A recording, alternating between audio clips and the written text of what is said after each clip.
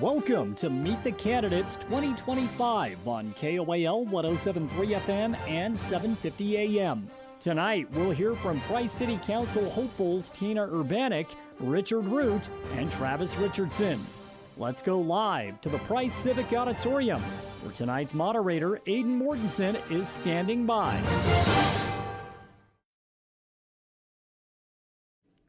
Hello and welcome to Meet the Candidates here on KOAL 107.3 FM and 750 AM. I will be your host for the evening, Aidan Mortensen. In addition to our listening audience, we will have a live stream available of tonight's Meet the Candidates event available over on KOAL Castle Country Focus.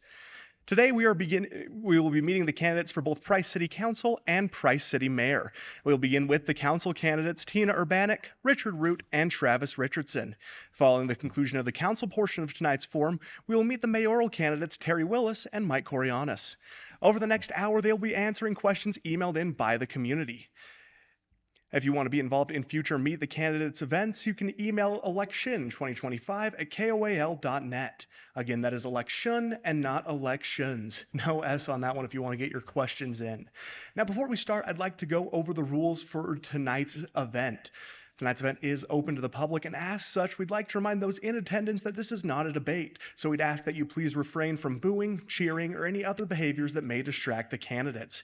Any such distraction will result in a stoppage of the event until order is restored. At this time, we'd also like to ask that you please silence your cell phones to, again, limit distractions. The format for tonight's event will be as follows. Outside of the initial introduction and closing questions, in which candidates will have 3 minutes to respond, each candidate will have 2 minutes to answer the question that has been emailed in. The order of who will answer first has been decided before we started. After the first has had their time to go, the others will have 2 minutes to answer as well. Following the initial 2 minutes, candidates will have an additional 60 seconds to expand or respond to someone else on their answer, after which the other candidates will also have an additional 60 seconds.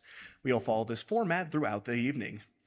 We'll also like to go over voting information at this time. Early voting for the 2025 municipal general election began today, Tuesday, October 28th, and will be running until Friday, October 31st, from 10 a.m. to 5 p.m. in the Carbon County Administration Building. Voting will also be open on Election Day, November 4th, from 7 a.m. to 8 p.m., again in the Carbon County Administration Building. For those of you who are voting by mail, drop-off ballot boxes are available at the following locations: at the Carbon County Administration Building in both the Clerk's Office and East Parking Lot, Wellington City Hall, East Carbon City Hall, Helper City Hall, and Schofield Town Hall. So, starting off with the winner of our coin flip today, Mr. Richardson, you'll have 3 minutes to answer probably the easiest question of the evening. Please introduce yourself to the public. You'll have 3 minutes. Well, as Aidan said, my name is Travis Richardson, and I am running for Price City Council 2025. And the reason I'm running is that I have decided to try and help this community for my future kids and my kids' future. And I feel that I can do that with my ideas and my desire to help the community. As you may know, I am a Richardson, and my family is from the Springland area.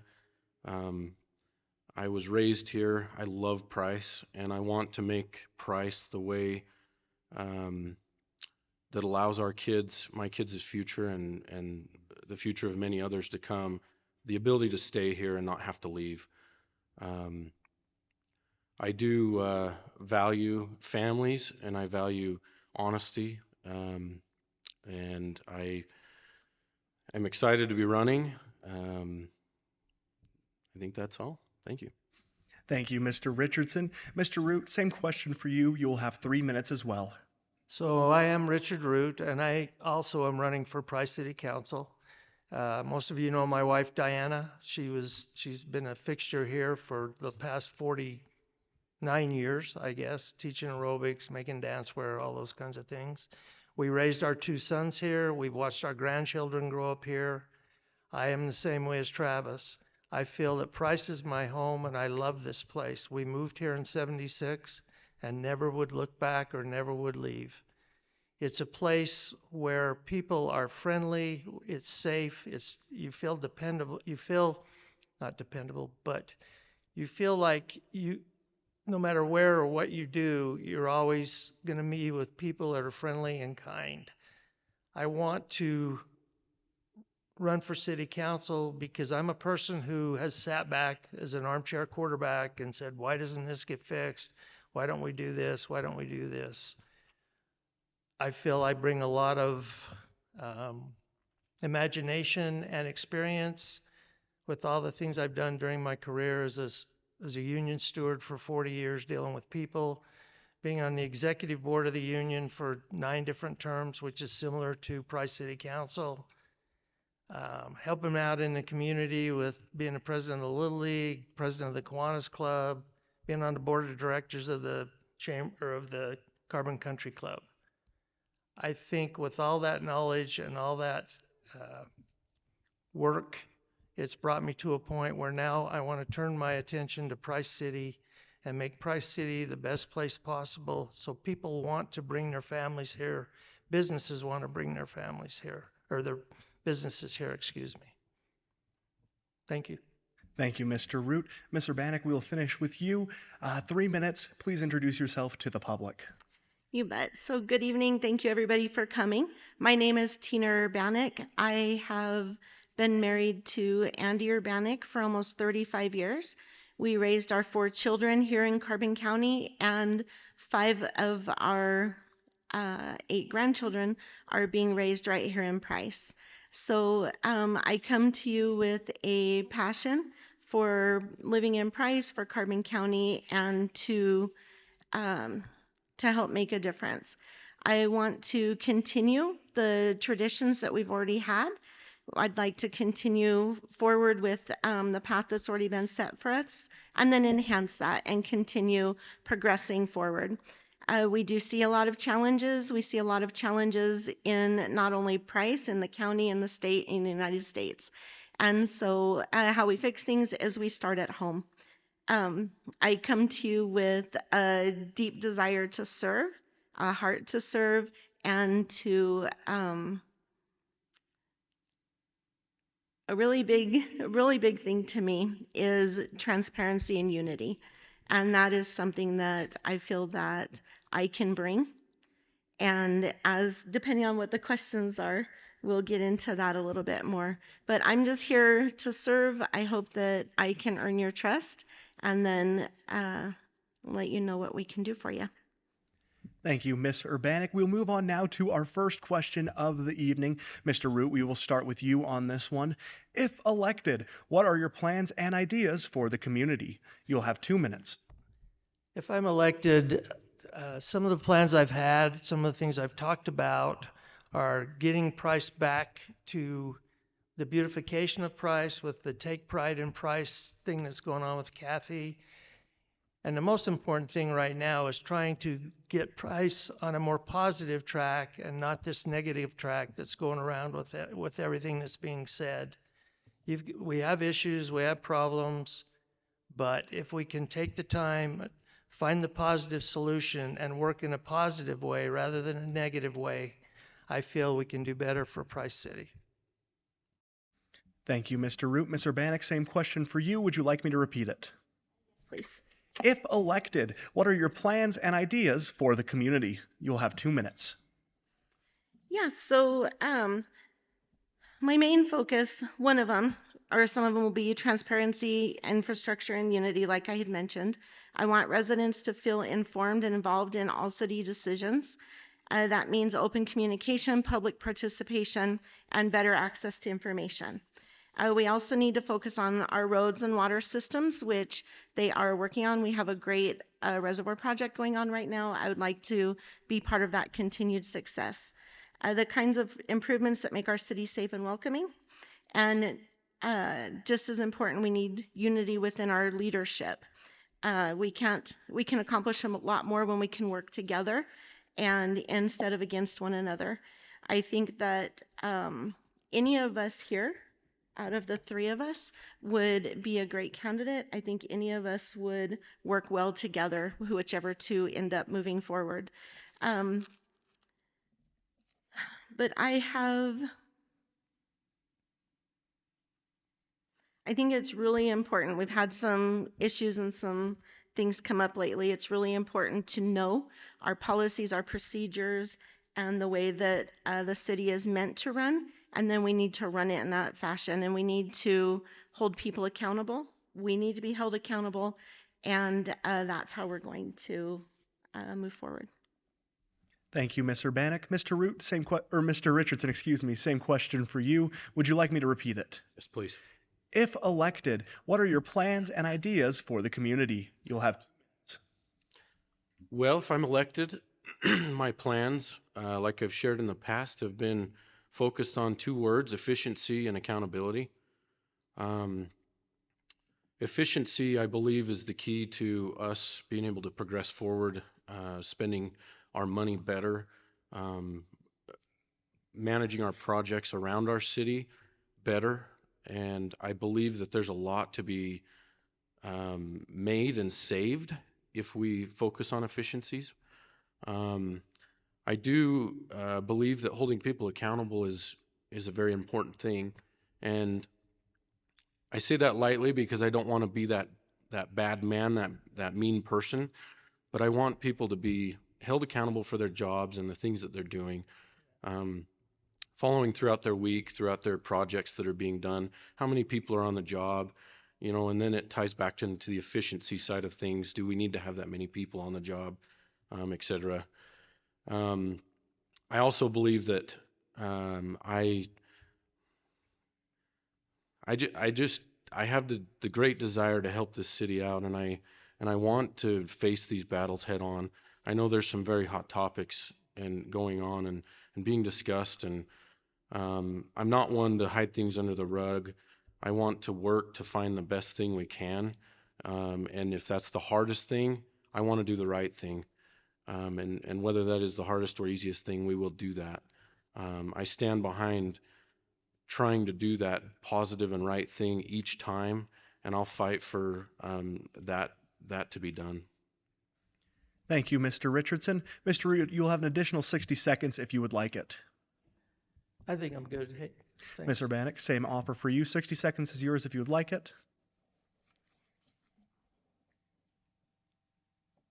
I think I'm good. And Mr. Richardson, 60 seconds is yours if you'd like to expand. No, thanks. Moving on to our next question then, Mr. Urbanik, we will start with you on this one. Do you see a conflict of interest with elected officials having relatives either on the city council or employed by Price City? You will have 2 minutes. Well, I didn't expect that question. Well, that is actually something that's really interesting because when we lived in another city, when we lived in East Carbon, it was there were people acting in, actually the same person acting in both capacities. And then they would also have families. And so I always questioned that.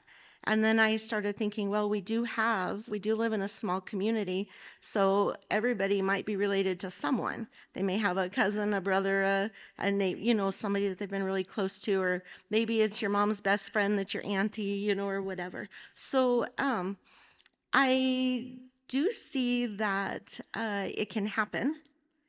And I do see where there can be some conflict. I would not agree with having anything that was, their direct supervisor or anything like that. I wouldn't agree with that.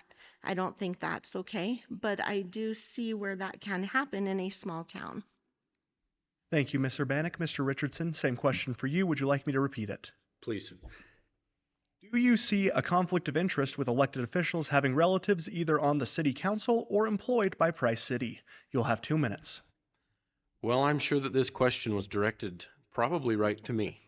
As you know, Tanner Richardson is an elected city official now as a city councilman. I do have relatives that work in the city, a couple of the electricians. Personally, I don't see an issue with it. Those that know me and my brother Tanner, we think a lot alike, but we also have conflicting thoughts and opinions on a lot of things.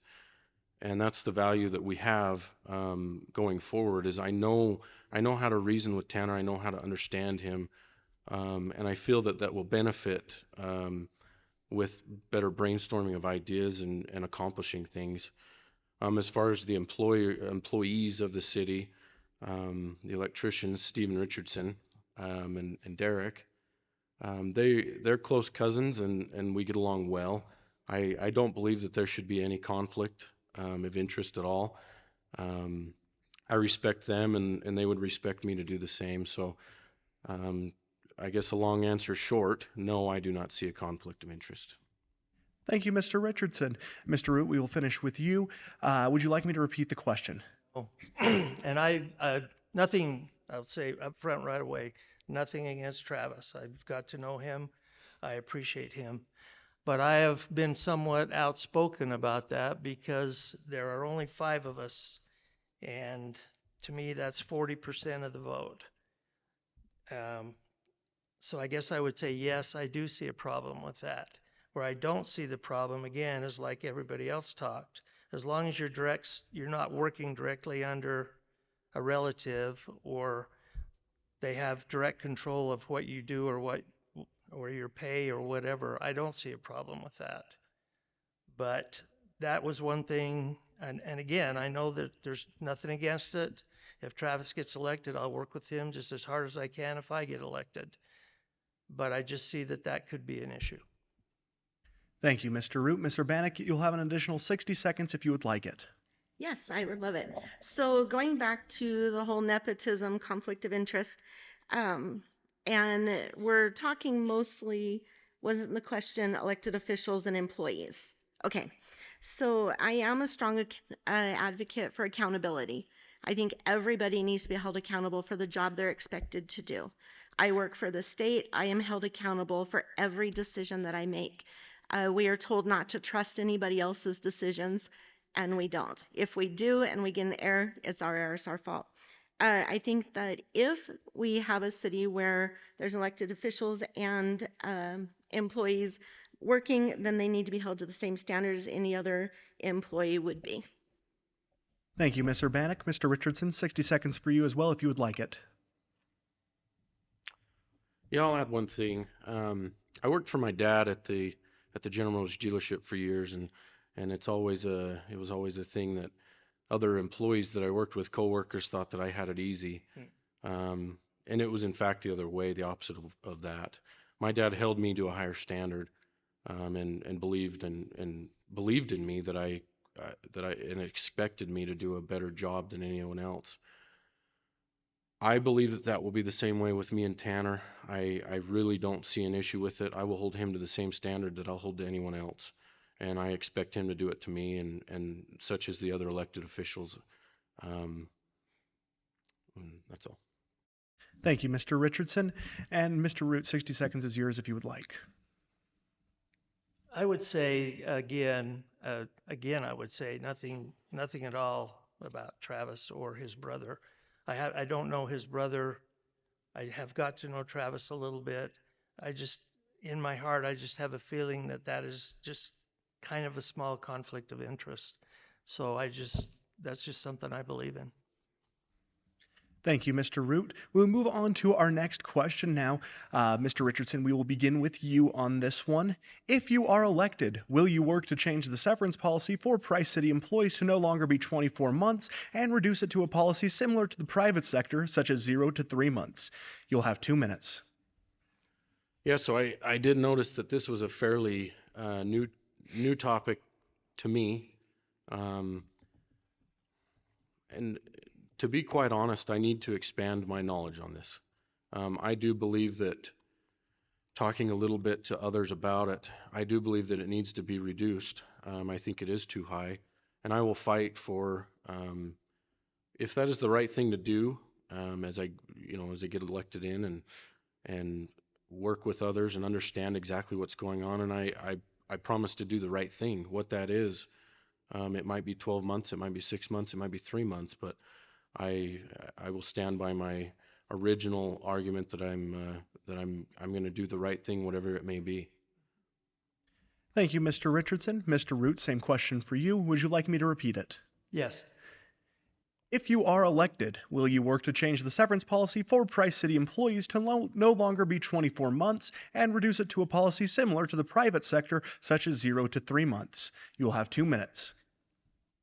I would, yes, I would do that. And I really believe there should be a severance package, because if you remember in 2016, the mayor of Salt Lake City came in and fired everybody in the office that she could fire.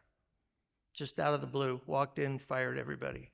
If you've been a long-term employee and there is absolutely no reason for that, then I do believe there needs to be a severance package.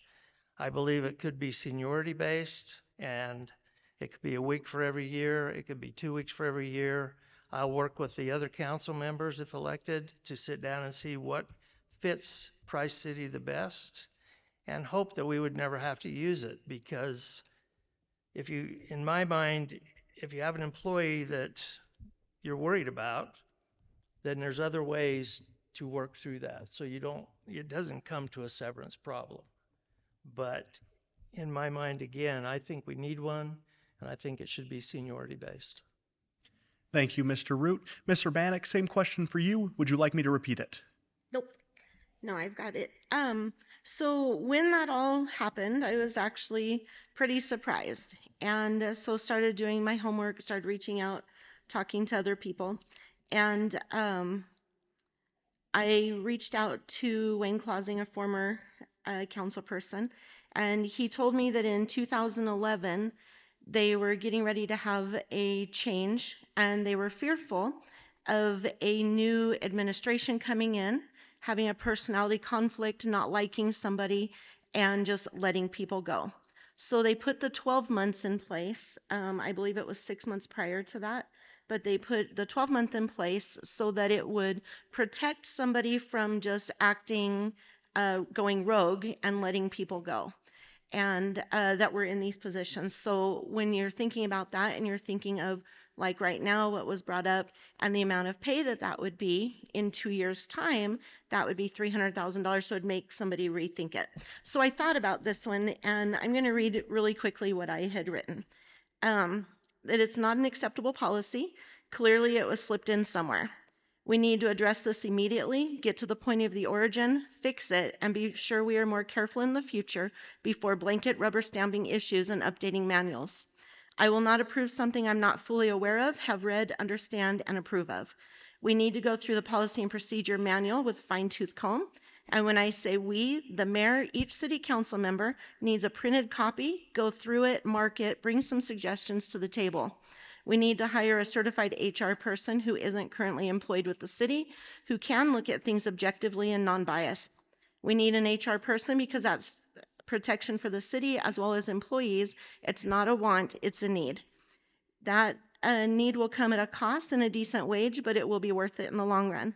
We need to do a full wage analysis and communities with communities similar to our size and demographic to be sure that we are adequately compensating our employees. And one of my core standards is transparency. Yep. Your time is up. You'll have an additional 60 seconds now. Mr. Richardson, we will start with you on this one. Would you like the 60 seconds? No thanks. Mr. Root, same offer for you, 60 seconds if you'd like. Yeah, I would. In going along with what Tina had said, I had come in and done some looking into this same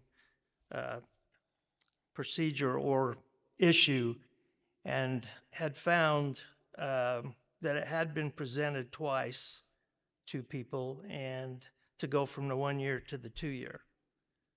When you talk to people about it, people don't remember, people don't do this, but it was voted on in city council in April 23rd of 2025 to move it to that new 2-year plan. Again, do I think that's too much? Yes. But I don't think that it was done with a slip in intent. Thank you, Mr. Root. Ms. Urbanik, 60 seconds is yours as well if you would like. Yeah.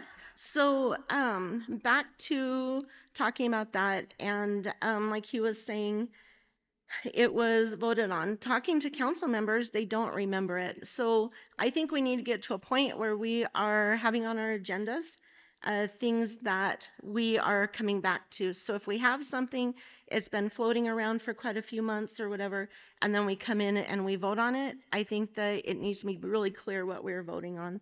And that again comes back to our transparency, and that's what the residents deserve. Thank you, Mr. Urbanik. We'll move on to our next question now. Mr. Root, we will start with you on this one. Local retailers are a vital part of our community's economy, but often feel overshadowed by larger economic development priorities. What specific steps would you take to support and strengthen small local retailers here in our area, both to help us stay competitive and to keep local dollars circulating in the community? You will have 2 minutes. Hayden, that's a tough question because you look at our city, you go downtown, you see a lot of vacant buildings, you see a lot of businesses that are not, what would I call, not so much, they're service oriented, but they're not retail oriented. I think we need to promote, similar to what Helper does, I think we need to get the people who own these buildings to, one, look for grants and do things to upgrade them, make them more appeasing, to try to get people who want to maybe come in from the outside to have a chance to go into a building that people will recognize and think is well worth what we can use. What would I do for that? I would try to get with the existing business owners, who some of them don't seem to want anybody in there. They just want to use it as a tax write-off, and try to promote or get them again to promote their building to outside sources. Then I think we need to, I think our, what am I trying to think of? Our business, the people that are, oh shoot, I've lost it in my head, I'm sorry. Anyway, I truly believe that we need to approach more outside businesses about coming to Price and show them what they have as far as what's available down here, and try to get them to move in. I really didn't answer the question, so when you come back to me, I'll do better. Thank you, Mr. Root. Ms. Urbanik, same question for you. Would you like me to repeat it? No, I'm good. It's a hard question. So going off a little bit of what Richard was saying, but also helping, I think it's our duty as a city to help our businesses thrive and to help them grow. So to help them do that, there are a lot of things that are going on right now, like trying to do the Main Street Improvement District, which I'm on the board of that now. I'm really excited about that. And being able to help the businesses with their storefronts. And people compare us to Helper, and that's apples and oranges. It's really kind of not, it's not an easy comparison. They're set up a lot differently than we are, but I think what people see are the improvements. They want the buildings painted, they want them upgraded, they want some more flowers out front, they want to see the owners take more pride in their ownership. When you are a struggling business owner and you're trying financially to make ends meet, the last thing you kind of think of is maybe buying paint for your storefront, things like that. So if we can help access more grants, which I'm really excited to try and do, and write more grants and try and access some of those funds to help with that, I think that would be beneficial. We need to encourage people to shop more, but we have to have something worth shopping for. So we do need to help increase those businesses downtown, those empty buildings, talking with the mayor and stuff. It's been hard getting some of those business owners to relinquish and to try and let somebody do something with those buildings. But one more thing that I find is a huge issue in the city. How much time do I have? 20 seconds. Okay. Is making it easier to get a business license. The business license package in Price City is terrible. It's an awful process. And so that is one thing that I would address right away. Thank you, Ms. Urbanik. Mr. Richardson, same question for you. Would you like me to repeat it? Please. Local retailers are a vital part of our community's economy, but often feel overshadowed by larger economic development priorities. What specific steps would you take to support and strengthen small local retailers here in our area, both to help us stay competitive and to keep local dollars circulating in the community? You will have 2 minutes. So those that know me, I'm a big advocate of spending locally. I'll spend an extra 20, 30 bucks on something if they've got it on the shelf here locally. I was in the wholesale industry for years. out at Royal Wholesale, and it was a very frustrating thing to run through. We were not in city limits, but it was it was a similar feeling. What I want to do for those people downtown, the business owners, is I want to be transparent, like Tina has mentioned. Um, I've talked to a couple of them downtown, and they all resort to a similar response: is that they don't feel the city is backing them. And what that means could be a load of answers and a load of questions, right? But I think it starts with communicating with them and understanding what their needs are. Going forward, trying to grab some grants to be able to help paint, to be able to help resurface the front of the buildings, um, whatever it might be. I want to fight for those business owners. Without them, each one employs, two or three or four or five, and it adds up quick, and we lose income for the city, we lose income for families here locally. And I promise to fight for whatever they need, but and that starts with communicating with them. Mr. Richardson, Mr. Root, back to you. You'll have an additional 60 seconds if you'd like it. Yes. One thing when I was jammering and stammering, our downtown, to me, we need business owners that help each other out. We need business owners that look to see what the other business is doing. We need business owners that want to make the whole downtown thrive. And I think we have that. I really do. I think the people that are downtown want to make downtown thrive. I agree with Tina about the grants, but I'm afraid with the government, the way the government's running, there aren't going to be that many grants available anymore. So I think we really need to work on promoting price as much as we can to new business, because we have the area, we have what I would call a lower probably tax base than anybody else in the area, from what I understand. So I think we have a lot of things to promote. It's just how we get it done, and as a city council, the best way that we can do it through the businesses. Mr. Root, your time is up. Mr. Urbanik, we'll move to you. An additional 60 seconds is yours if you would like. All right, thank you. So it is. In fact, Travis and I had this conversation when we first started campaigning, and I went out of the area for something, and then he scolded me and he let me know, no, I'm gonna do this in town. And I was like, you're right, and I did everything else in town, but with local businesses. And I think that's just a really good reminder. Like my husband, he always tells me that, no, we're going to buy our local gas. We're not going to buy it from the big retail. We're going to pay the extra. So we might go to Ellis Pierce or Gopher, or, one of the other ones. When we go out to East Carbon, we pay 25 cents extra per gallon so that we can support their small business out there. And so I think it's really important. And I think it's important that we as a community, we as a city, band together and continue to help these businesses grow. Mr. Urbanik, Mr. Richardson, we'll finish with you. An additional 60 seconds is yours if you would like. Yeah, I just wanted to add, I have recently changed job careers, I guess you could call it, right? And I'm going to be downtown each day, every day, and I'm going to be seeing what's going on and conversing with those other business owners. And I promise to include them and to try and get things going down there. I have some great ideas. I'm not about to share them because I don't want them to flop, but I have some great ideas to try and get some things going downtown from a business side of things. But that being said, I just want to reiterate, I promise to communicate with each business owner and try and figure out what they need to be successful. Thank you, Mr. Richardson.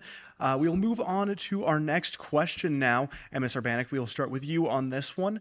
A major issue facing Price City is communication between first responders, namely police officers, and the city council and mayor.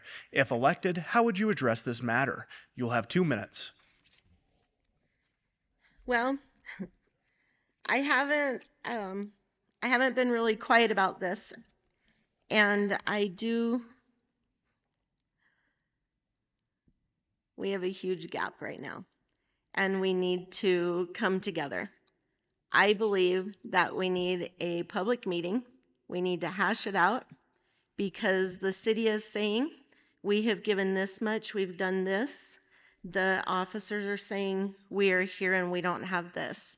I've seen numbers, and I have seen wages increased in the last year or two at 38 and 40% for some officers. I've seen the wages of our chief of police versus our county sheriff. I'm not saying that they're where they need to be, but the city has been working on it. It's not like it's been a mute subject. So we obviously need to bring communication together because it's created a toxic environment. And it has created, between what's being reported in the news and different things, we're getting half-truths. And so we need to have some clarity, have some more education done on this so that we can bring the parties together. I would totally advocate for a big public meeting, get it all out there on the table, and then come to a happy medium and be able to find that common ground, because both sides are feeling unvalidated, and we do need to put some resolve to this issue. Thank you, Ms. Urbanik. Mr. Richardson, we'll move on to you. Would you like me to repeat the question? Please. A major issue facing Price City is communication between first responders, namely police officers, and the city council and mayor. If elected, how would you address this matter? You'll have 2 minutes. Well, if elected, like I've said in the past answers and conversations I've had with others, is I'm an open book. I want to talk to anyone. I'm fine to talk to anyone. I don't care what your beliefs are, what your opinion is on something. I want to talk to you about it, and I want to understand what exactly is going on.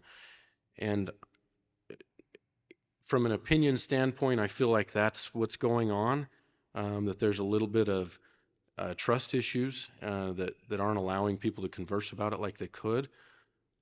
I will be the one to fight for what is right. Like I've said, if that's giving new guns, giving new money, more money, I will fight for it. And I know that the current city council, the current mayor, they've done things to talk to him, and I know that there's conversations that have been had. I don't know all the details, and I promise to learn those details once elected, and once I'm able to understand, such as what's happened behind some of those meetings that have happened that have caused some heat as well. But I guess the short answer is I will be the one that you as police officers can talk to any time of the day. I promise to be that person, and I want our community to be safe. I don't want any police officer to be unpaid for anything that they're doing. I appreciate everything that they do, and I'm very grateful for them. So I just promise to be that person that you'll be able to talk to. Thank you, Mr. Richardson. Mr. Root, same question for you. Would you like me to repeat it? Please. A major issue facing Price City is communication between first responders, namely police officers, and the city council and mayor. If elected, how would you address this matter? You'll have 2 minutes. The first thing I'll say is, as a citizen of Price, I don't think we can have a finer police force than we have. I would like to give my compliments out to them for their professionalism, their courtesy, and their kindness to everybody and every citizen. But I do feel that this has got blown up, as Tina mentioned, in the newspaper, on social media, all over the place. And I think what we really need to do is get down to what is really the problem. I've talked to Captain Radcliffe, I've talked to the mayor, I've talked to the city administrator. I really believe, and I'm going to go a little bit against what Tina said, I don't think we need a big public meeting. I think we need to sit down with all of the police force and the city council and the officials that we need in there, get to the root of the problem. Is it pay? Is it a salary, a difference or a matrix for salary? Is it equipment? Is it cars? What is the root of the problem? And I think if we look at it professionally, and I think if we look at it not as a win or lose situation, as a how can we do the best for both sides?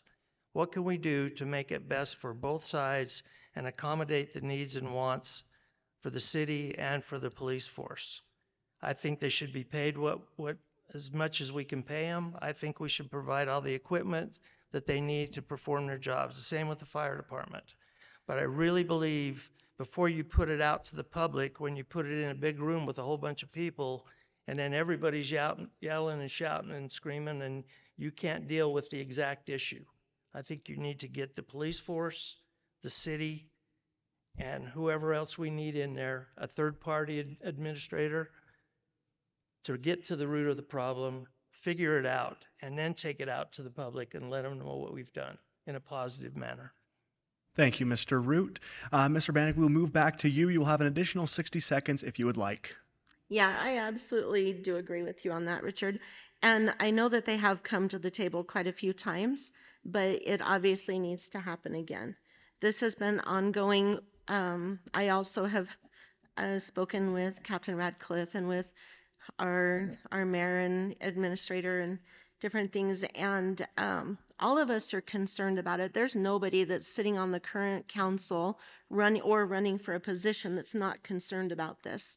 And without public safety, we would be nothing. We need a good public safety, and we have a wonderful public safety. And so I absolutely kind of disagree with anything that Richard just said, but we do need to come to the table. We do need to get some resolve. I'm hoping it's resolved before two of us take office, but if not, then I know all of us will be diligent in that. Thank you, Ms. Urbanik. Mr. Richardson, we will move to you. An additional 60 seconds is yours if you would like. I don't know if I could say anything better than these two have already said. But I do just want to echo my promise that I'm a problem solver. I'm an open book. I'm in support of doing whatever's right. And with that said, I've heard a lot of conflicting things about this, and what that answers to me is that I think, like Tina and Richard have both said, is that the true problem is, I think, a little bit diluted, and we need to figure out exactly what that problem is, and we need to face it head on and address it. Thank you, Mr. Richardson. Mr. Root, an additional 60 seconds is yours as well if you would like. Well, I would just again agree with both my colleagues sitting here. It's a problem we need to face head on. It's a problem, again, that's not a win or a lose situation. It's a problem that you have to figure out what will work best for both sides, because in the end, that's what's going to have to happen, and we're all going to have to live with it. So I think, again, some of my expertise lead to that, but I think all three of us know that this is a problem that we're going to, if it isn't solved by the current council, we're going to have to solve it, whoever's elected. And so to all of us, it's going to be a hard issue. Thank you, Mr. Root. And again, all questions tonight were emailed in by the public. If you'd like to get involved in future Meet the Candidate events, you can do so by emailing election2025@koal.net. Again, that is election and not elections. Moving on to our next question, Mr. Richardson, we will start with you on this one. Many promises are made on the campaign trail, but a single council member does not have the power or authority to make change by themselves. How do you plan on accomplishing what you're telling your constituents that you will do while in office? You'll have 2 minutes. Well, all of you have probably noticed that I haven't promised anything materialistic, anything like that. I've promised to fight for processes that I feel aren't being done and being, I guess, worked the way they should be. Going back to my original opening argument was efficiency and accountability. Those aren't overnight answer topics, but they're things that we can work on from day one once I get elected. And I believe that, like I've said, efficiency will go far and far further than we can ever imagine, and also accountability. There's things that I feel are happening that probably shouldn't be happening, or maybe are stretching the limits just a little bit. And those are the things I want to find out. I mentioned that the jobs You know, how many of our city employees are on a job of asphalt in a 12 by 12 square block of in our road, right? Those are the little things that I'll focus on, which will in turn um, save our city money. We'll be able to focus on more important things in the future. Thank you, Mr. Richardson. Mr. Root, same question for you. Would you like me to repeat it? Please. Many promises are made on the campaign trail, but a single council member does not have the power or authority to make change by themselves. How do you plan on accomplishing what you're telling your constituents that you will do while you're in office? You'll have 2 minutes. Well, I would agree with Travis. I have not promised anything, monetarily, but what I have said is that I will be here 24/7. I'm a councilman that believes in face-to-face. I would be a councilman that believes in face-to-face. I'd be a councilman that is available anytime. I don't have a job. Well, I have a job. I have a wife. But I don't have a 9 to 5 job. I'm available. I'm here for the people. I'm running to be here for the people. And that's what I want to be. So the only promise I will make to Price City residents is I will be here 24/7 whenever you need to talk, discuss, argue, find out about what's going on, find out why we did what we did. I'll be here for you. Thank you, Mr. Root. And Mr. Urbanik, same question for you. Would you like me to repeat it? Yes, please. Many promises are made on the campaign trail, but a single council member does not have the power or authority to make changes by themselves. How do you plan on accomplishing what you're telling your constituents that you will do while in office? You will have 2 minutes. Okay. So, yeah, as a council member, there's 5 of us. You can't make unilateral decisions. So, if I feel really strongly about something, I'm going to help you understand why I feel that way. So I'm going to go to my fellow councilman and say, well, I really think that we should be looking at this, but I'm going to say why. I'm a doer, I'm a problem solver. So I'm somebody that's going to come prepared, which I haven't even read my notes, but I'm going to come prepared, and I'm going to come to the table with solutions. I'm not just going to be digging on all the problems and all the issues all the time. I'm going to give you suggestions and solutions. So with that, and to help them help me follow through those plans, but they may have a different plan that's better. And I'm also going to be open-minded, and I'm going to listen. I'm going to hear that. And then we can have those discussions on what is the best way to move forward with the city. And then that's when the community is involved, and being able to also involve the community in those decisions. Ultimately, there's 5 people that are going to be voting, making those decisions, but we also need to be hearing and knowing what is the interest of the residents and what are they wanting as well. Thank you, Mr. Urbanik. Mr. Richardson, we will move back to you. An additional 60 seconds is yours if you would like it. Yeah, I just wanted to share that I've been a little bit disappointed that I haven't been reached out to as much as I'd like. I've only had maybe 2 people call me and ask me about what my stances are on things and address their concerns. And I'm not trying to be that reactive person, but I'm not going to go out and beg people to respond with what they need and what they feel is wrong or what is right. So I'm going to be deeply reliant on you as citizens, and then my city council members. These 2, Richard and Tina, are 2 of the greatest people I've ever met. And each time I get to talk to them, I understand that they're better and better than I realized, and I'm looking forward to hopefully working with one of them. But I want to reiterate, I do depend on people conversing with me and talking to me. I can't read minds. My wife will tell you that. And yeah, thank you. Mr. Root, we'll move on to you. An additional 60 seconds is yours if you would like. I think the other thing, and it's a word that transparency for me is a word that to me is a buzzword anymore in politics. I think honesty and integrity should replace transparency. Because if you're honest and you have integrity and you believe in what you're doing, you're going to let people know They're going to tell people what's going on. And those are the things that I would promise to people. That I'm not a person who holds things back. I'm not a screamer and a shouter. I look for ways to solve problems that are best for everyone.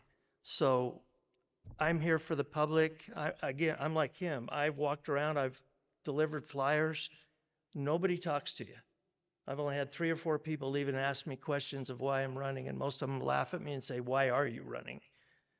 But it's something that I fully believe in. I believe in Price City, and I think that all 3 of us feel the same way, and any of us will do you a fantastic job. Thank you, Mr. Root. Your time is up. Mr. Urbanik, we'll finish with you an additional 60 seconds if you would like it. Okay.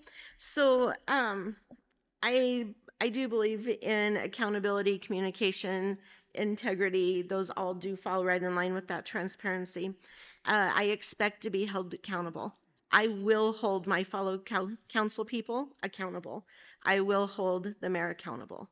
And I would expect that as well. I know that good things take time. So if there's things that are wrong, it's going to take time to switch them around and make them right. We can't just flip a switch and all of a sudden everything is better. But everything's not bad right now. So we definitely have an opportunity to be part of something good. And I'm grateful for those who have reached out. I do have people calling me, messaging me, and texting me at midnight. And so I'm up all hours of the night texting people and messaging on Messenger. And I've good and bad, so. Thank you, Ms. Urbanik. Your time is up. Now, before we move on to our final question, I'd like to take a second to thank all of you for taking the time to come out to tonight's forum. Events like these are very incredible for the public. I think it's the best way to make a choice is by becoming informed, and the best way to become informed is by hearing directly from these candidates. So thank you all for taking the time out of your evening to come participate. Now, we'll move back to our closing question of the evening. We'll go back to our intro rules. You'll have 3 minutes to answer this. Why should the citizens of Price vote for you? Mr. Root, we'll start with you on this one, and you will have 3 minutes. Well, I have a lot of reasons, and I have a lot of probably reasons why you shouldn't. But in reality, I feel the people of Price should vote for me because I care about this city. I care about the people who live in this city. I want to see this city thrive. I want to see the downtown area get back to what it was when I moved down here. I want to see the people be able to not lock their car doors like I've had. I tell people that every day when people ask me, why didn't you move from Price? Why didn't you go to St. George? Why didn't you go to Mesquite? Because I feel for this city. The people in this city, the ethnicities of this city, the things that happen here. That's why people should vote for me. I'm passionate about Price City. I want to make it thrive. I want to make sure that the city is run the way the people would like it to be run, and I want to make sure that the people understand that there's certain things that the city can do and can't do, and certain monies that can go in certain places and not other places. That's why I think town hall meetings are important. I think people need to get a better understanding of how the budget works, what can be moved from where, why this money can't be spent here to pave this road when we're doing over this and we're replacing this culvert. I think we need people to write grants. I'm not a grant writer. I've never written one. But I think that's something this city really needs is someone who is good at writing grants. I think that's why Helpers prospered in a way, because I think Lanice is very good at it. And in all honesty, I wouldn't have a problem with going and asking her to help write grants for this city. I also will tell you that if I don't get elected, I'm not going anywhere. I'll probably be the biggest thorn in these two sides they've ever seen. So that's why I feel that you should vote for me. I'm proud of this city. I'm proud of everything that comes out of Price, Utah. I'm proud to be a citizen of Price, Utah, and I just want to make it better and safer for everyone. Thank you, Mr. Root. Ms. Urbanik, we'll move to you. Why should the citizens of Price vote for you this November? You will have 3 minutes. Yeah. So I'm not running to be a politician. I am running to be a voice for the people of Price. My promise is to lead with honesty, integrity, and respect. I'll ask the hard questions, seek real solutions, and keep residents informed every step of the way, as allowed by law. I believe in teamwork, accountability, and communication. Um, I am running because I care deeply about the community. Our roots run really deep here. I've only lived here 35 years in Carbon County, but my husband's family were pioneers. Andy's family is out on that mural here in the city hall. Their cabin sits on top of Pioneer Park. We have deep roots here. We have family here. We have my children, my grandchildren. I want to see your children, your grandchildren be able to thrive, but also have a place to come home to, not to visit, not to be a thoroughfare, not to just come on holidays, but to want to live here. So we need to help Price grow and strengthen Price City. We need to be able to, me personally, I will listen, I will learn, and I will grow with you. And I will help you to trust your city leaders. Right now, there seems to be some disconnect there. There seems to be a lack of trust. And no matter if it's this person, that person, blame doesn't matter, but it's there, and here we are. So it is my goal to help improve the morale and to be able to communicate with people effectively, respectfully, and help them feel welcome coming to me at any time. Thank you, Ms. Urbanik. And Mr. Richardson, we will close with you tonight. Why should the citizens of Price vote for you? You will have 3 minutes. Well, I apologize for the coughing in the background, and I hope I can talk. I've got something in my throat here for a second. So, my dedication to this city is the same as Tina and Richard have both said. I'm not going anywhere. My family is rooted here. We have been for many years, and I have 2 young kids, like I've mentioned, and I've searched for a career to bring me back here. I had to move up to Utah County for 10 years due to workforce. Just I couldn't find a job that I wanted to do, and fortunately I was able to come back, and this is my desire is to make Price great, greater than it already is. I'm that person that can reason with you. I'm a listener. I'll sit back and analyze. I'll keep my mouth shut for quite a while until I feel like I need to say something. And once I say something, hopefully I don't regret anything I say. This is what I've been told anyway.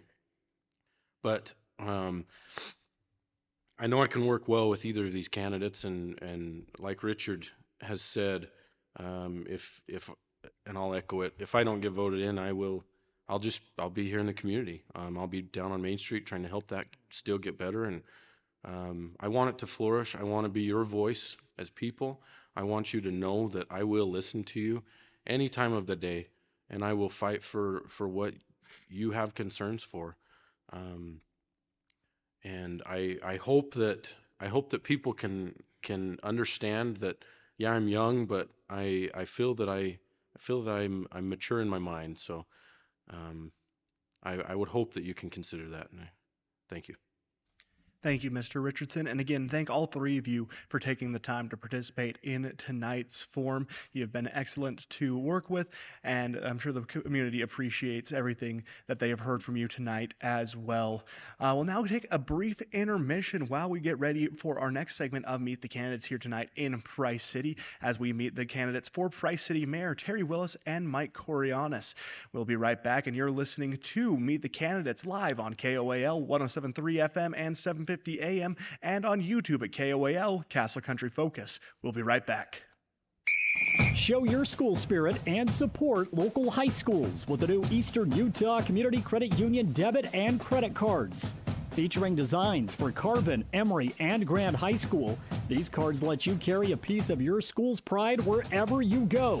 Plus, to make purchasing easier, Eastern Utah Community Credit Union has added the convenience of tap to pay and compatibility with major mobile wallets. Auto Farm Price Ford has your next vehicle. They offer guaranteed lowest prices. Come check out the selection of Ford F-Series trucks, including America's most popular truck, the Ford F-150.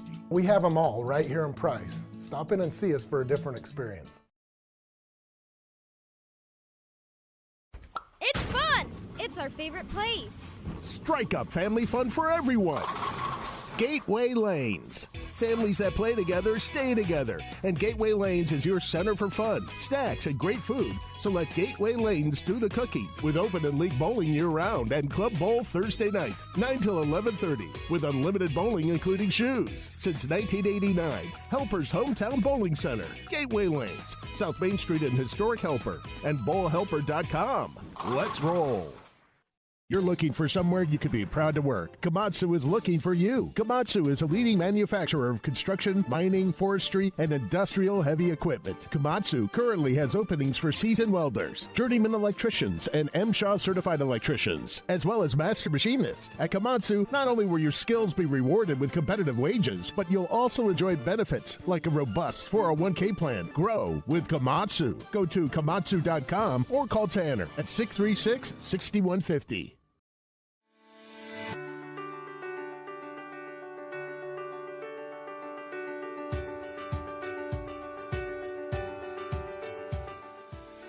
Hi, I'm Dr. Daniel Kelly, owner of Castle Valley Orthodontics. What's keeping you from having a perfect smile? We understand what you want from a local orthodontist, and here at Castle Valley Orthodontics, you'll be treated like family. Call Castle Valley Orthodontics at 637-2222 for a free consultation.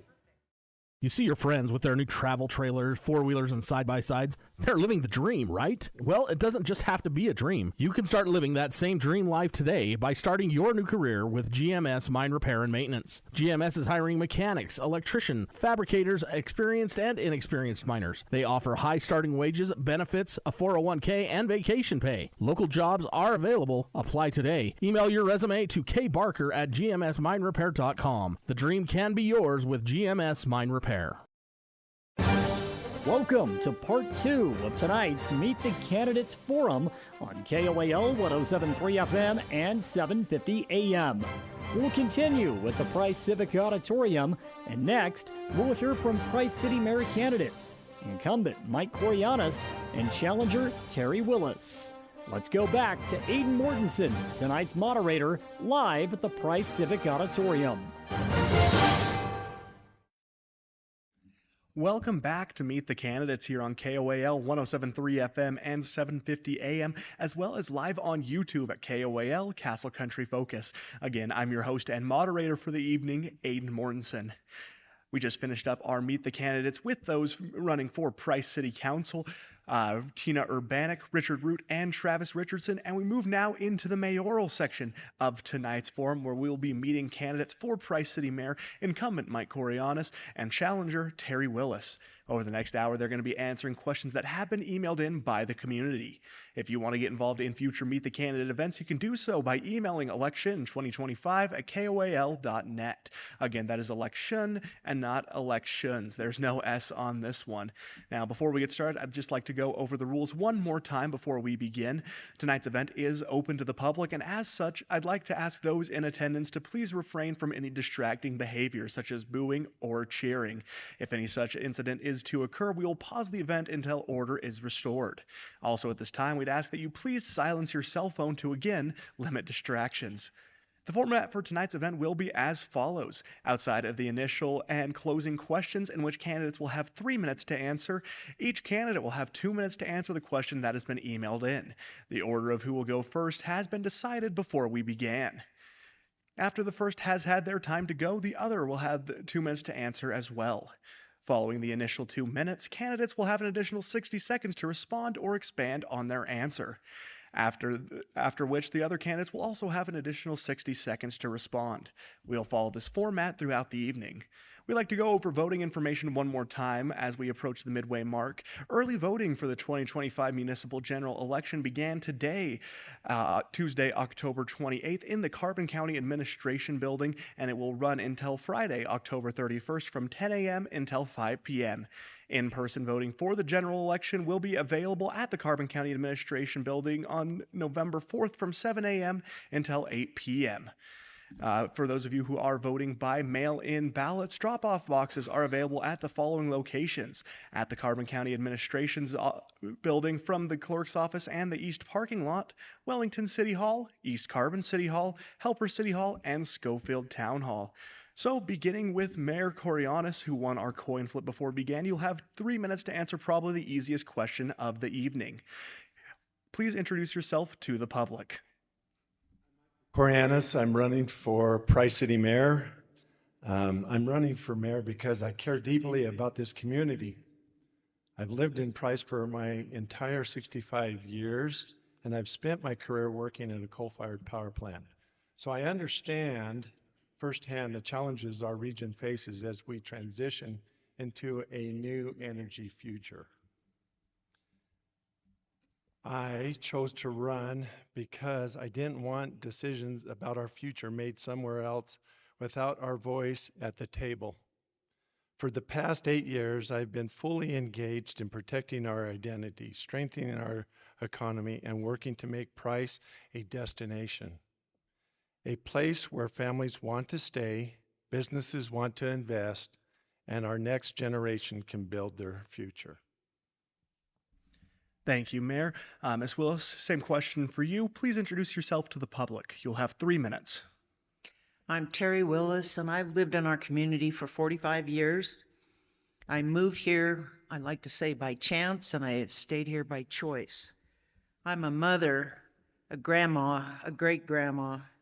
I'm an artist. I'm a veteran. I'm a community volunteer.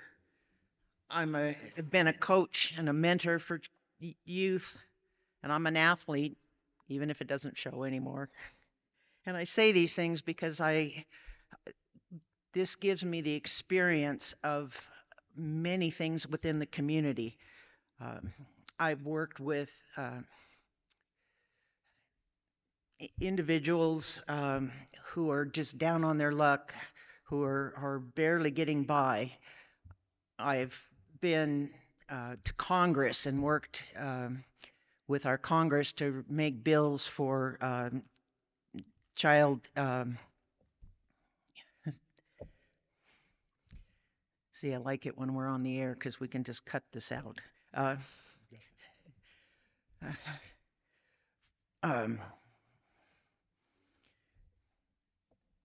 Actually, Anyway, I've been a part of this community for a long time, and I have a passion for the community. I've been on city council for 8 years now. Took a little break in the middle, have come back because there was work left to be done. And I am a person who likes to be in charge, who likes to take the problems head on. I do the hard things. And I don't shy away from uncomfortable situations. And that is why I'm looking to be the next mayor of Price. Thank you, Ms. Willis. We'll move on to our first real question of the evening. Ms. Willis, we'll start with you on this one. Often we hear elected officials promise to listen and be transparent, but those commitments seem to fade after Election Day. What specific tools, policies, or practices would you put in place to improve transparency and create real opportunities for residents to be heard? You will have 2 minutes. Well, one of the things is that I am I do not have another job. I'm an artist, but that gives me a lot of flexibility. So I will be available at any time to meet with people. I want to make sure that we are putting the information for every city council meeting on our website so that people can know ahead of time what our issues are that we're going to be discussing in full, see our entire packet, that the same thing that city council sees. I want to make sure that I answer every email, I talk to every citizen, that I reply to every concern that we have. And if I don't have the answer right away, I will find that answer. I will not make something up. I don't want to tell somebody just what they want to hear. And sometimes I may have to come back and give an answer that is not going to make them happy, but I will make sure that I have followed up and let them know why it's going to be done the way it is. And so I look at transparency as communication, communication, communication. Thank you, Ms. Willis. Mayor Kourianos, same question for you. Would you like me to repeat it? No, I'm fine with that. I think that it's important to communicate, and I think that, we as a council have struggled with how do we communicate with our citizens, and I think that's very important on making sure they know as a council that we're working on their behalf. And I know that each of our council members and myself, we are trying to listen to our citizens and resolve the issues that are being brought to us. But also we're trying to work in with our staff, with our employees, to make sure that, can we resolve the issue? Sometimes there are times where I've gone out and the citizen looks at the situation and they convey it to, in an email, but I have to look at it firsthand to see what is the best solution and then bring it before our employees. And we usually come up with a good solution, working along with our council. That's what's the uniqueness of it, I think, is making sure we're listening and being transparent. That word is, come up a lot, and we need to make sure the citizens know how hard we're working, because I think we are working as elected officials, but also our employees. They have our citizens' best interest. I can't say enough about our employees. Thank you, Mayor Kourianos. Ms. Willis, you'll have an additional 60 seconds if you would like. Yes. One of the things I will make sure that we also do is take more time in our city council meetings to explain each and every item, to make sure that each council person is fully aware of what they're voting on, to make sure that we're not coming through with something that we're like, oh, I didn't really understand that when I voted for it, and that the citizens understand what we voted on and why we voted on it. So it may make our meetings longer, but that is the process, and that's the way we should continue moving forward. Ms. Willis, Mayor Kourianos, an additional 60 seconds for you as well if you would like. No, I'm good. We'll move on to our next question then, Mayor Kourianos. We will start with you on this one. Water and utility rates have increased substantially, both in the residential and especially in the business sector. What are your plans on dealing with the utility costs to invite new and retain current businesses in Price City? You will have 2 minutes. I think with this question, we had public hearing where we were trying to make sure that our citizens knew, and I don't think the word got out correctly to our citizens on our water rates and utility rates. But the infrastructure is very important for our city. We have transmission lines that are aged. We have an electrical system that is, not as bad as I thought, but we do have issues with it. But we're trying to make sure we're staying within the confines and being sensitive to our citizens. When we raised the water rates, we wanted to make sure that they knew that why we were doing it. It was because of the transmission lines to our water plant and the infrastructure there. That was so important. That is something that a lot of citizens didn't realize, that, the water lines were built in 1920.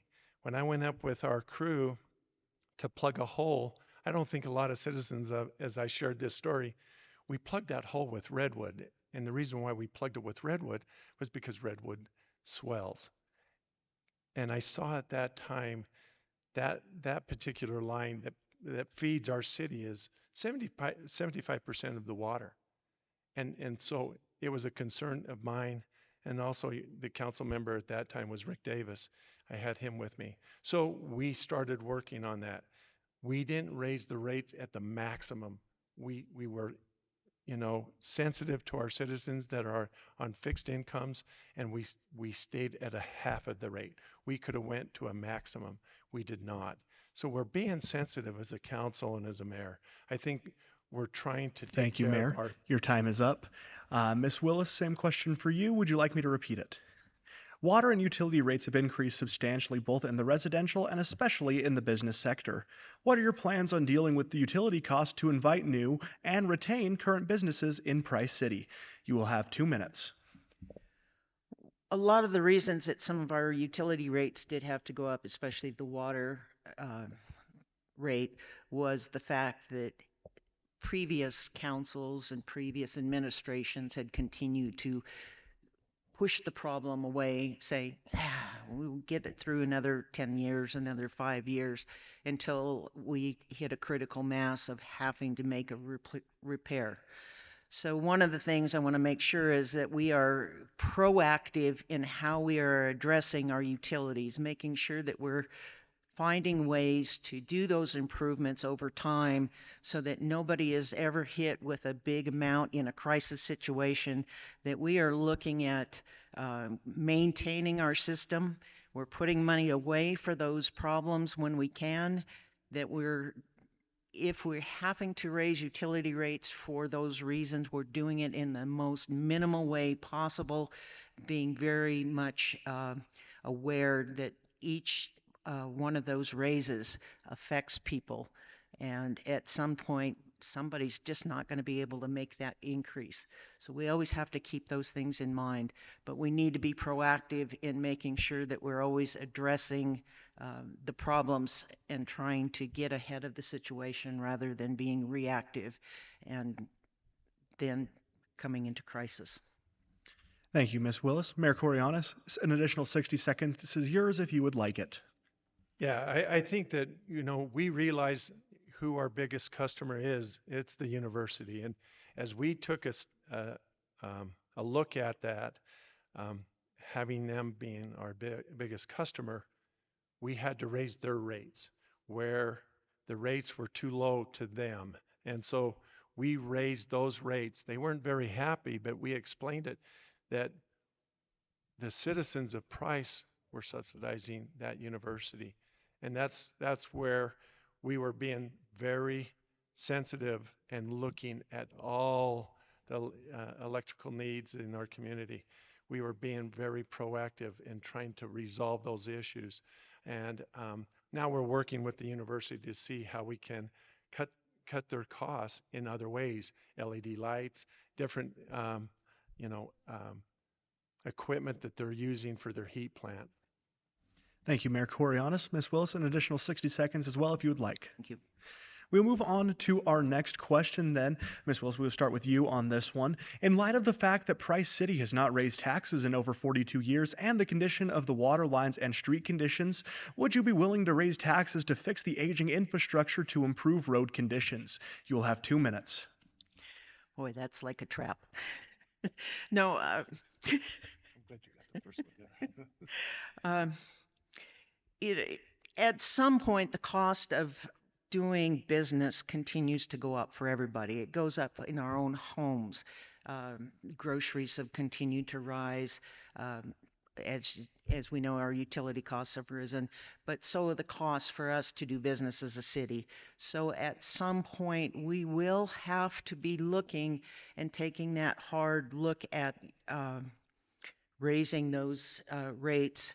But we want to do it again proactively, not reactively, so that any bite that we have to take out of people's incomes is the smallest that we can do. Because if we wait until we are in a real crisis, then we're doing things like we've seen in Wellington and through Carbon County, where those increases are huge and they're unbearable for a lot of households. So it's time for us to start looking at it realistically, and it isn't a popular subject to look at, but I think it is something that has to be talked about and considered, but doing it in a way that we're doing it, again, proactively in the smallest amount that allows us to continue to function as efficiently as we can as a city. Thank you, Ms. Willis. Mayor Kourianos, same question for you. Would you like me to repeat it? No, I'm good. Basically, the taxes, Carbon County has the highest taxes in the state of Utah. Our commissioners have had to take that on. As a city, I think as a municipality, we run as efficiently as we can.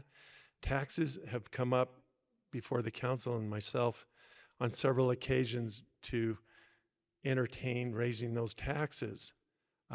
We haven't yet because as a municipality, we have other monies that we can use to offset those costs. Now, roads and Class C road money that we use for those roads, I think that we've had to replace equipment, and I think as a staff, as elected officials, we're looking at that. And when we do pull that trigger, we'll have public hearings to make sure that we're doing the right thing and we're being transparent to make sure our citizens know why we're doing it, but not just doing it. I think that's important to communicate to them why we need to do it. And I think the one thing as a city that has impacted us as first responders, and that's where I think Councilmember Willis is working proactively and myself trying to offset those first responder costs. Those are the big costs that are hitting our city, and we're trying to do that. I think that we'll find those answers and make sure that if we do raise taxes, the citizens will know why. Thank you, Mayor Kourianos. Ms. Willis, you have an additional 60 seconds if you would like. As Mayor Mike said, we have been working proactively to look for other sources of income. Some of it may be a small increase in sales tax, which would spread that money out among all the people who use and purchase things within Price City's limits and help absorb that, which is a little easier than property tax raising. One of the things we have to look at is how that falls on such a small group of people. We have so many exempt properties within our community. So that has to be our last resort as a way to find funding, because that puts that burden on such a smaller group of people, us as homeowners that are out there just trying to make ends meet. Thank you, Ms. Willis. Mayor Kourianos, an additional 60 seconds is yours as well, if you would like. No, I'm good. We'll move on to our next question then, Mayor Kourianos. We will start with you on this one. Citizens have noticed that the city did not do any street repair of any size this year. Was the budget cut for these projects? And if so, what are the plans to catch up when these streets start to deteriorate, even worse? You will have 2 minutes. Thank you. That's a hot topic, but I think the communication as elected officials, we've sat down, we've done a study of our streets. We're 50 years behind of making these changes, and we're trying to resolve it. We only get $400,000 of Class C road money, and so we offset that every year to maximize making those road improvements. And as elected officials, we sit down with staff and we choose what roads are needed. I think that the mindset is our infrastructure is just as bad. And if you haven't seen where our water department is out there constantly fixing those water lines and causing those potholes, we're trying to fix that problem. Do you fix the water line first, or do you fix the road? And we have really proactively the last couple of years tried to fix the roads more proactively. The one thing that I am happy with is that we're combined with the county to maximize our efforts with their crews, their equipment, and our guys and our equipment. That's one thing that we've been working on to make sure that we're making our dollar go as far as we can with what we have. Thank you, Mayor Kourianos. Ms. Willis, same question for you. Would you like me to repeat it? Uh, I basically sit on the road committee, and there is a plan that every other year they spend um, the funds, they save the funds and do a big road project every other year. And on the opposite year is when they use to improve equipment, catch up on the smaller projects, the smaller the potholes, the small little road projects. And so it looks like we're not doing as much, but that is actually built into the process. And we need to do a better job of communicating that. We need to be using our press. We need to have our road crews being department putting out a little more information on what those projects are going to be for each week, for each year, the season, so that people know what's going to happen, why we're doing and picking the roads that we have, and so that you can plan your trips accordingly and avoid detours and things.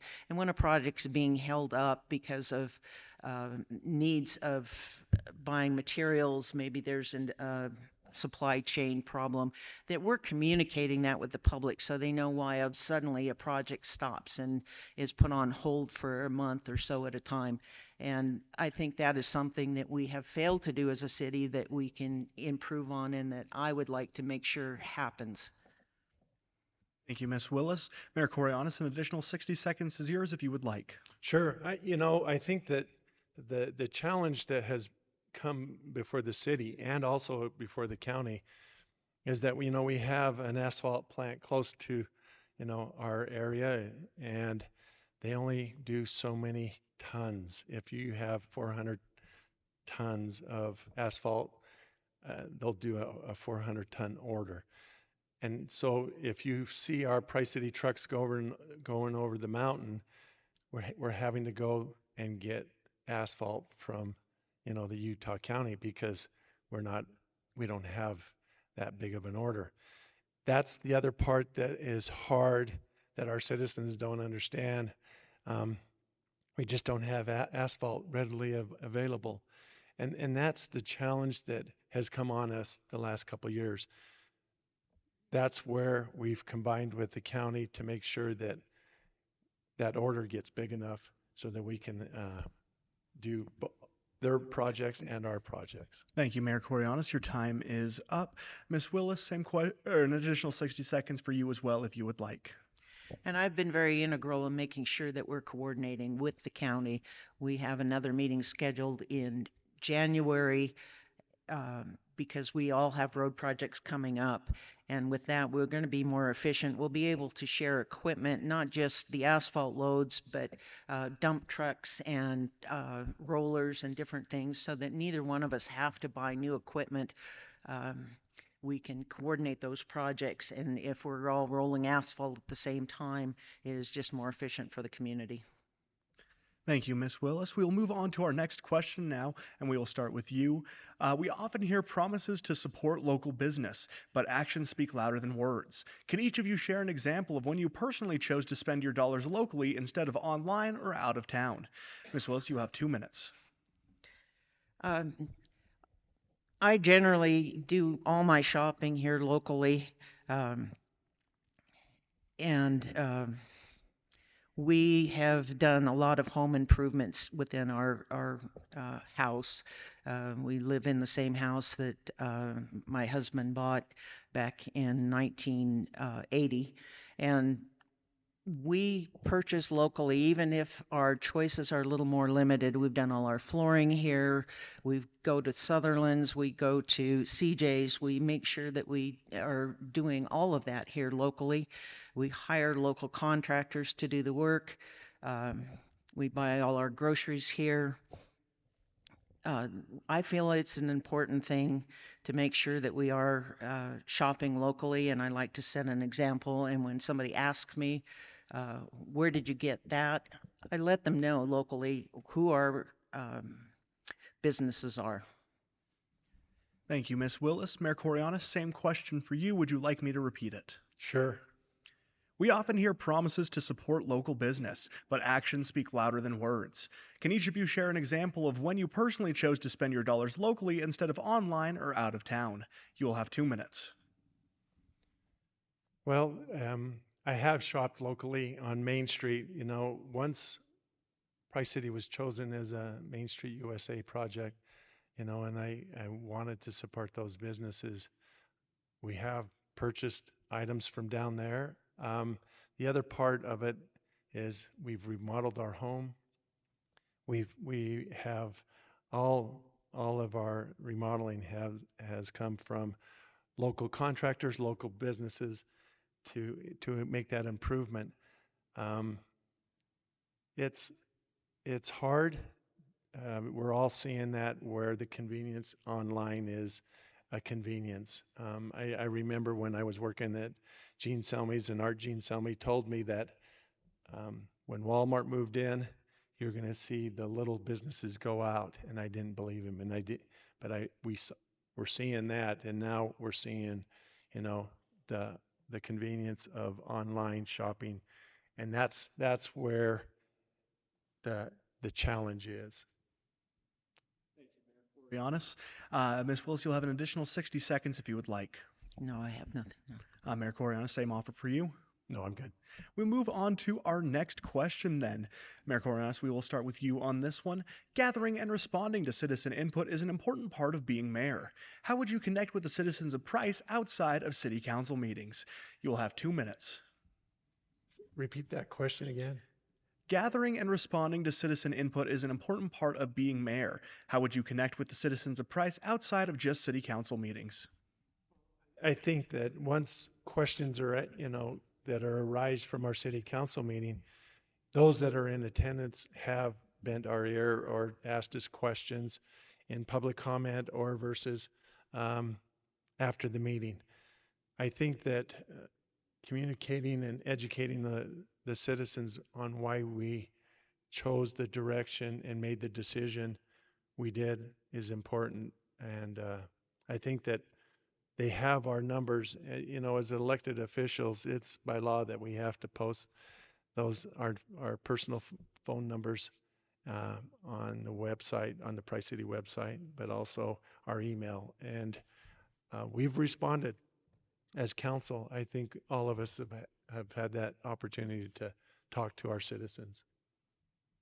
Thank you, Mayor Kourianos. Ms. Willis, same question for you. You will have 2 minutes. I will be doing it by being continuing to be very involved in the community, being at events, being at the things that are sponsored by our local community, the Hope Squad walks, the downtown monster, the thing we had this weekend that was just amazing. But being there, being seen, also making sure that I am putting out information on a regular basis through our media, using the radio, using the newspaper to let people know the things that we have in store as a council coming up and the city, and just being more proactive, but being seen at events. And it isn't about me having a presence there. It's about making sure that these events know that we care as a city, that we're involved, that we know the things that are going on, so that we understand the issues and the problems at the grassroots level. Ms. Willis, Mayor Kourianos, an additional 60 seconds is yours if you would like. Yeah, I think it's important that we, as we attend these events, but also help at the events, that we're lifting those tables, putting those chairs out, doing those things for those events, because it takes many hands to put on that event and be a part of the planning, but also, involving like our youth council. Our youth council has been phenomenal in volunteering and helping in different aspects in these different events. So it's been good for me. Thank you, Mayor Kourianos. Ms. Willis, an additional 60 seconds for you as well, if you would like. Just say that as much as I am able with the increased demands that the mayor's office would have, I will remain on as many boards as I can to stay involved in the community.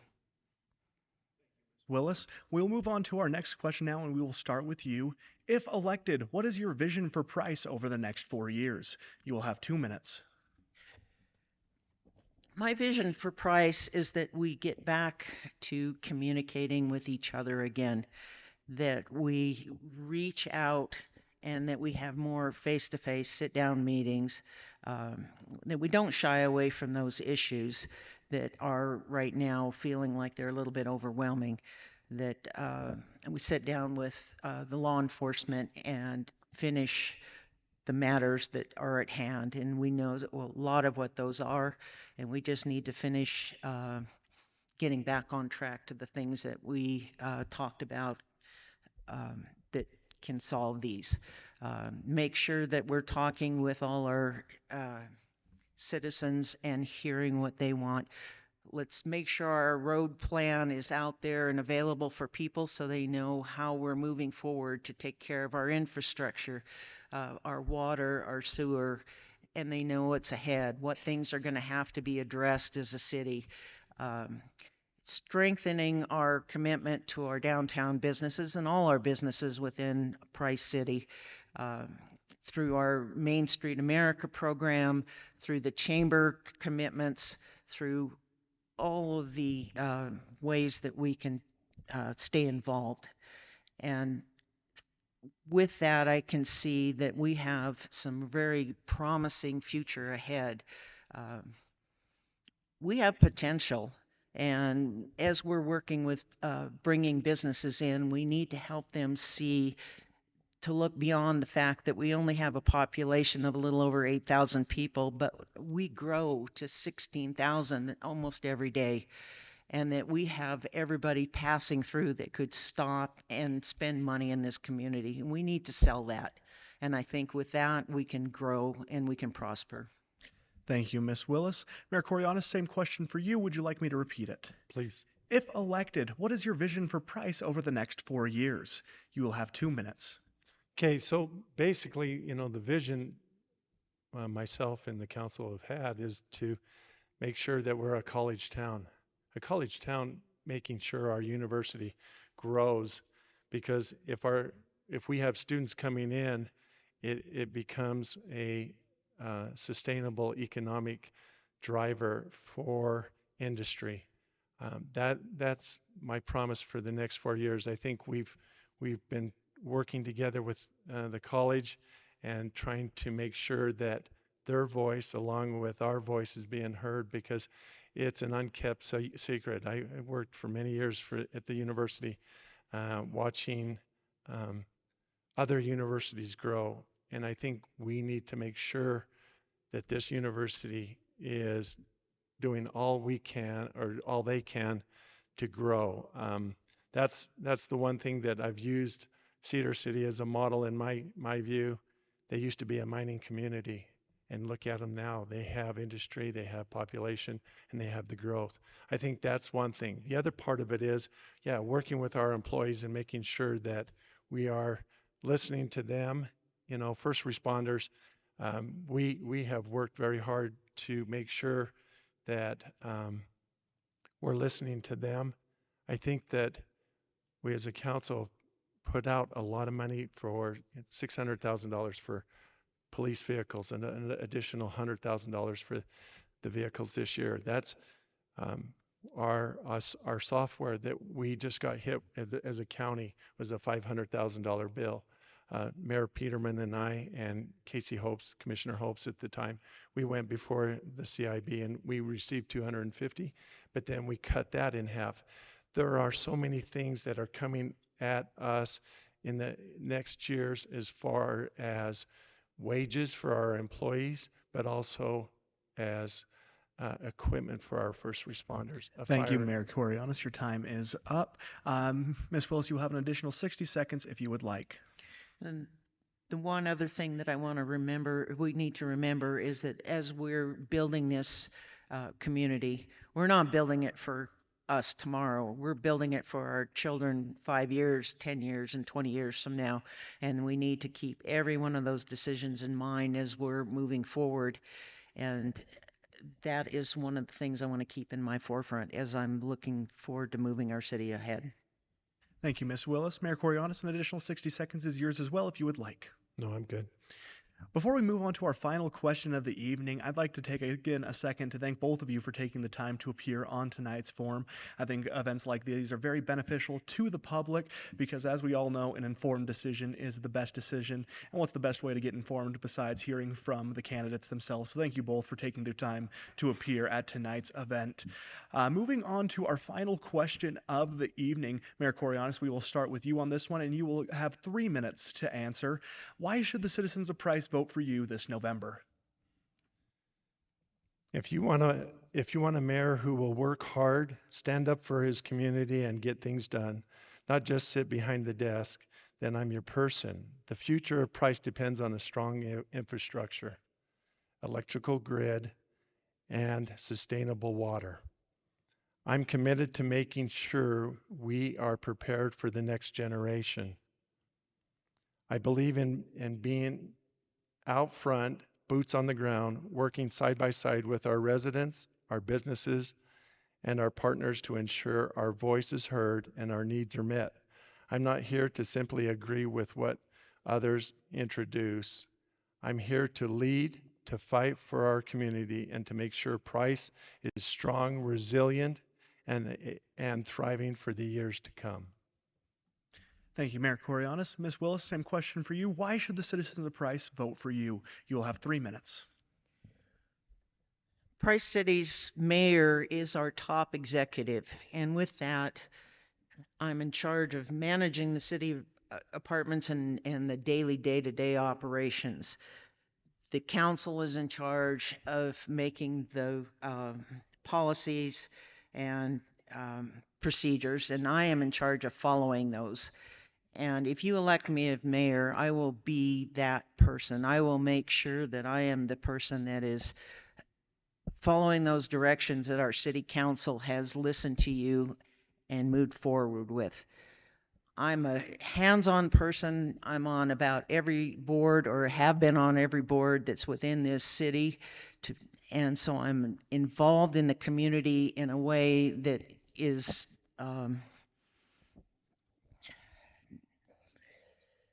just right down to the ground, where I know the problems and the issues beyond just what maybe somebody is, those people that want to call in and give us their problems. But they're important too. Every single person in our community is important, from the top executives at the hospital and our businesses and our community, down to the very smallest person that we have in the thing, the person struggling to make ends meet day to day. That person is just as important, and I plan on serving each and every one of those people to the best of my ability. And I hope to make Price a little bit better place because of it. Thank you, Ms. Willis. And again, thank you both for taking the time to appear on tonight's forum. It was very informative. And I'd also like to give another thanks to the city council candidates who appeared with us today: Tina Urbanik, Richard Root, and Travis Richardson, all of them taking times out of their lives to come speak to the public about their campaigns and keep you informed on this upcoming election. Before we close, I'd like to go over voting information one last time. Early voting for the 2025 municipal general election began today, Tuesday, October 28th, and it will be running until Friday, October 31st, in the Carbon County Administration Building from 10 a.m. until 5 p.m. The Carbon County Administration Building will also play host to in-person voting on Election Day, November 4th, from 7 a.m. until 8 p.m. For those of you who are voting by mail-in ballot, drop-off ballot boxes are available at the Carbon County Administration Building in both the clerk's office and the East Parking Lot, Wellington City Hall, East Carbon City Hall, Helper City Hall, and Schofield Town Hall. Thank you to all of the candidates again for taking the time to appear, and thank you to everyone here at the beautiful Price Civic Auditorium for taking the time out of their evenings to come and make an informed decision in this upcoming election. And a thank you to Price City for allowing us to use these beautiful facilities. And for all of us here at Castle Country Radio, signing off, I'm Aiden Mortensen.